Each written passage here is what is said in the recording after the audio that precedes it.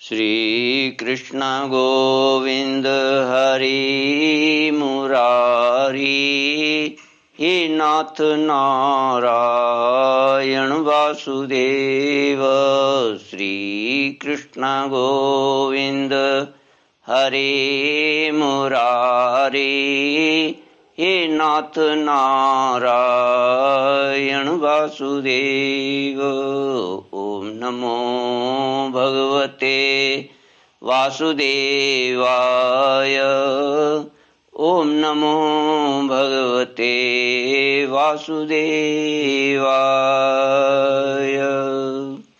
सच्चिदानंद रूपाय विश्वोत्पत्त्यादिहेतवे तापत्रय विनाशाय श्रीकृष्णाय वयं नमः। श्रीकृष्णाय वयं नमः। सच्चित आनंद स्वरूप परमात्मा जो सृष्टि के उत्पत्ति, पालन और संहार करता है तथा जीवों के आध्यात्मिक, आदि दैविक, आदि भौतिक तापों को नष्ट करने वाले हैं, अर्थात जीवों के मानसिक, शारीरिक और भौतिक दुखों को दूर करने वाले हैं, उन श्री कृष्ण भगवान को हम नमस्कार करते हैं। श्री कृष्ण गोविंद हरि मुरारी, हे नाथ नारायण वासुदेव। श्रीमद् भागवत सप्तम स्कंद अथ त्रयोदशोऽध्यायः। श्लोक 23 से। दत्तात्रेय उवाच। तृष्णया भववाहिन्या योग्यै कामैरपूरया कर्माणि कार्यमाणोऽहं नानायोनिषु योजितः। यदृच्छया लोकमिमं प्रापितः कर्मभिर्भ्रमन् स्वर्गापवर्गयो द्वारं त्रिष्टां पुनरस्य च। दत्तात्रेय जी ने प्रहलाद जी को कहा। ये कथा नारद जी युधिष्ठिर महाराज को सुना रहे हैं। उसमें कथा आती है कि दत्तात्रेय जी दैत्यराज प्रहलाद जी को एक कथा सुनाते हैं। तो दत्तात्रेय जी ने कहा, दैत्यराज, सभी श्रेष्ठ पुरुष तुम्हारा सम्मान करते हैं। मनुष्यों को कर्मों की प्रवृत्ति और उनकी निवृत्ति का क्या फल मिलता है, ये बात तुम अपनी ज्ञान दृष्टि से जानते ही हो। तुम्हारी अनन्य भक्ति के कारण देवाधिदेव भगवान नारायण सदा तुम्हारे हृदय में विराजमान रहते हैं, और जैसे सूर्य अंधकार को नष्ट कर देते हैं, वैसे ही वे तुम्हारे अज्ञान को नष्ट करते रहते हैं।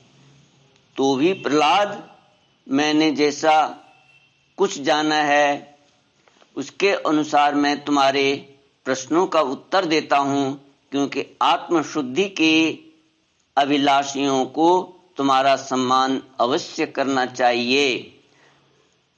दत्तात्रेय महाराज कहते हैं, प्रहलाद जी, तृष्णा एक ऐसी वस्तु है जो इच्छा अनुसार भोगों के प्राप्त होने पर भी पूरी नहीं होती। उसी के कारण जन्म मृत्यु के चक्कर में भटकना पड़ता है। तृष्णा ने मुझसे न जाने कितने कर्म करवाए और उनके कारण न जाने कितनी योनियों में मुझे डाला। कर्मों के कारण अनेकों योनियों में भटकते भटकते दैववश मुझे यह मनुष्य योनि मिली है, जो स्वर्ग, मोक्ष, त्रियग योनि तथा इस मानव देह की भी प्राप्ति का द्वार है। इसमें पुण्य करें तो स्वर्ग, पाप करें तो पशु पक्षी आदि की योनि, निवृत्त हो जाएं तो मोक्ष, और दोनों प्रकार के कर्म किए जाएं तो फिर मनुष्य योनि की ही प्राप्ति होती है। परंतु मैं देखता हूं कि संसार के स्त्री पुरुष कर्म तो करते हैं सुख की प्राप्ति और दुख की निवृत्ति के लिए, परंतु उसका फल उल्टा होता ही है। वे और भी दुख में पड़ जाते हैं। इसलिए मैं कर्मों से उपरक्त हो गया हूं। सुख ही आत्मा का स्वरूप है। समस्त चेष्टाओं की निवृत्ति ही उसका शरीर, उसके प्रकाशित होने का स्थान है। शरीर ही उसके प्रकाशित होने का स्थान है। इसलिए समस्त भोगों को मनोराज्य मात्र समझकर मैं अपने प्रारब्ध को भोगता हुआ पड़ा रहता हूँ। मनुष्य अपने सच्चे स्वार्थ अर्थात वास्तविक सुख को, जो अपना स्वरूप ही है, भूलकर इस मिथ्या द्वैत को सत्य मानता हुआ अत्यंत भयंकर और विचित्र जन्मों और मृत्युओं में भटकता रहता है। जैसे अज्ञानी मनुष्य जल में उत्पन्न तिनके और सेवार से ढके हुए जल को जल न समझकर जल के लिए मृग तृष्णा की ओर दौड़ता है, वैसे ही अपनी आत्मा से भिन्न वस्तु में सुख समझने वाला पुरुष आत्मा को छोड़कर विषयों की ओर दौड़ता है। प्रहलाद जी, शरीर आदि तो प्रारब्ध के अधीन है। उनके द्वारा जो अपने लिए सुख पाना और दुख मिटाना चाहता है, वह कभी अपने कार्य में सफल नहीं हो सकता। उसके बार बार किए हुए सारे कर्म व्यर्थ हो जाते हैं। मनुष्य सर्वदा शारीरिक, मानसिक आदि दुखों से आक्रांत ही रहता है। मरणशील तो है ही। यदि उसने बड़े श्रम और कष्ट से कुछ धन और भोग प्राप्त कर भी लिया तो क्या लाभ है। लोभी और इंद्रियों के वश में रहने वाले धनियों का दुख तो मैं देखता ही रहता हूँ। भय के मारे उन्हें नींद नहीं आती। सब पर उनका देह बना रहता है, सब पर उनका संदेह बना रहता है। जो जीवन और धन के लोभी हैं, वे राजा, चोर, शत्रु, स्वजन, पशु, पक्षी, याचक और काल से यहाँ तक कि कहीं मैं भूल न कर बैठूं, अधिक न खर्च कर दूं, इस आशंका से अपने आप भी सदा डरते रहते हैं। इसलिए बुद्धिमान पुरुष को चाहिए कि जिसके कारण शोक, मोह, भय, क्रोध, राग, कायरता और श्रम आदि का शिकार होना पड़ता है, उस धन और जीवन की स्पृहा का त्याग कर दे। श्री कृष्ण गोविंद हरि मुरारे, हे नाथ नारायण वासुदेव। इस लोक में मेरे सबसे बड़े गुरु हैं अजगर और मधुमक्खी। उनकी शिक्षा से हमें वैराग्य और संतोष की प्राप्ति हुई। मधुमक्खी जैसे मधु इकट्ठा करती है, वैसे ही लोग बड़े कष्ट से धन संचय करते हैं, परंतु दूसरा ही कोई उस धन राशि के स्वामी को मारकर उसे छीन लेता है। इससे मैंने यह शिक्षा ग्रहण की कि विषय भोगों से विरक्त ही रहना चाहिए। मैं अजगर के समान निश्चेष्ट पड़ा रहता हूँ और दैववश जो कुछ मिल जाता है उसी में संतुष्ट रहता हूँ, और यदि कुछ नहीं मिलता तो बहुत दिनों तक धैर्य धारण कर यूं ही पड़ा रहता हूँ। कभी थोड़ा अन्न खा लेता हूँ तो कभी बहुत, कभी स्वादिष्ट तो कभी नीरस बेस्वाद, और कभी अनेकों गुणों से युक्त तो कभी सर्वथा गुणहीन।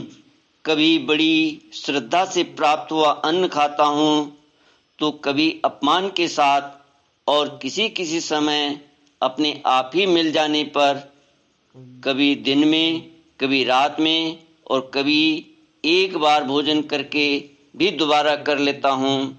मैं अपने प्रारब्ध के भोग से ही संतुष्ट रहता हूँ, इसलिए मुझे रेशमी या सूती, मृग चर्म या चीर, बलकल या और कुछ जैसा भी वस्त्र मिल जाता है वैसे ही पहन लेता हूँ। कभी मैं पृथ्वी, घास, पत्ते, पत्थर या राख के ढेर पर ही पड़ा रहता हूँ तो कभी दूसरों की इच्छा से महलों में पलंगों और गद्दों पर सो लेता हूँ।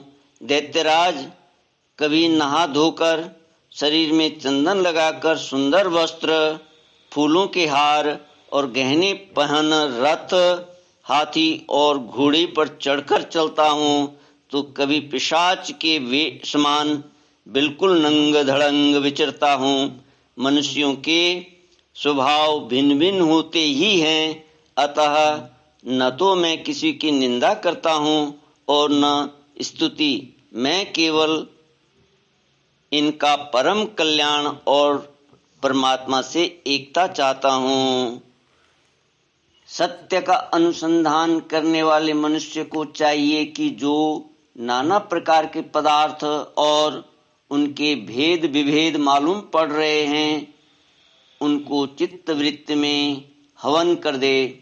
चित्तवृत्ति को इन पदार्थों के संबंध में विविध भ्रम उत्पन्न करने वाले मन को सात्विक अहंकार में और सात्विक अहंकार को महत्त्व के द्वारा माया में हवन कर दे।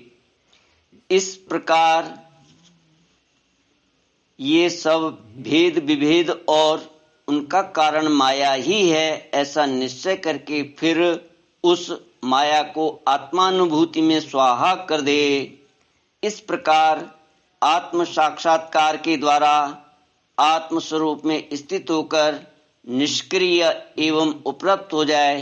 प्रहलाद जी, मेरी यह आत्मकथा अत्यंत गुप्त एवं लोक और शास्त्र से परे की वस्तु है। तुम भगवान के अत्यंत प्रेमी हो, इसलिए मैंने तुम्हारे प्रति इसका वर्णन किया है। नारद जी कहते हैं, महाराज युधिष्ठिर जी को कहते हैं, प्रहलाद जी ने दत्तात्रेय मुनि से परम हंसों के इस धर्म का श्रवण करके उनकी पूजा की और फिर उनसे विदा लेकर बड़ी प्रसन्नता से अपनी राजधानी के लिए प्रस्थान किया। श्री कृष्ण गोविंद हरि मुरारी, हे नाथ नारायण वासुदेव।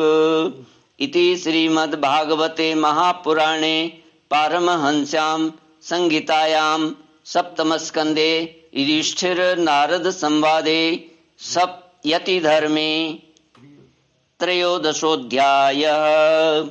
ओम पूर्णमद पूर्णमिदं पूर्णात् पूर्णमुदच्यते पूर्णस्य पूर्णमादाय पूर्णमेवावशिष्यते। ओम शांति शांति शांति। हरि ओम। श्री गुरुभ्यो नमः। हरि ओम।